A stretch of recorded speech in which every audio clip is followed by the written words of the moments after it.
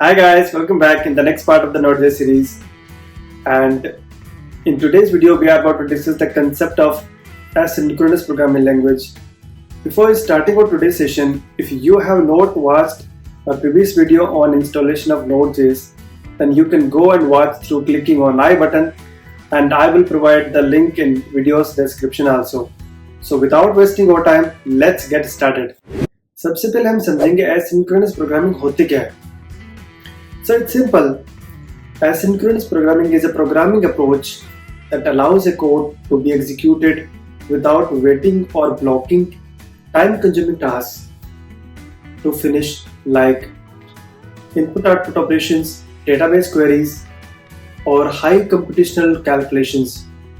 So instead of waiting for a program until a task finishes, asynchronous programming enables other tasks to run in the meantime.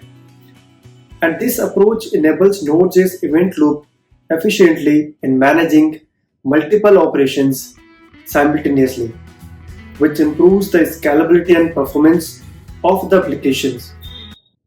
There are so many benefits of using asynchronous programming. तो चलिए एक एक करके समझते हैं. सबसे पहले number पर आते हैं scalability.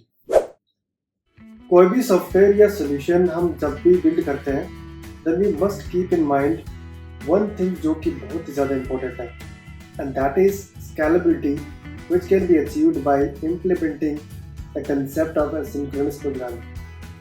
It enables Node.js application to handle a large number of concurrent connections, and this is very crucial for building high-performance web servers and real-time applications.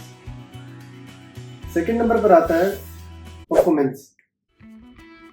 If code is executing in a synchronous manner, then obviously there will be no blocking operations, and application is free to perform other tasks while waiting for one to complete, which is a good thing for making our application more faster and better resource utilization. And third number पर आता है parallel API calls and data fetching.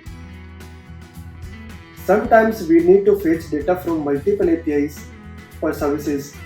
So instead of waiting for each call to complete in sequence order, we can send requests in a parallel way to minimize the API response time.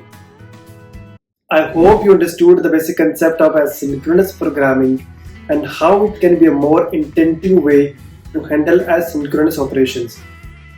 We will discuss the concept of async and await in the next part of nodejs series. Thank you for watching, and video अच्छा लगा हो तो subscribe जरूर कर लेना to get a regular updates for the upcoming videos on nodejs series.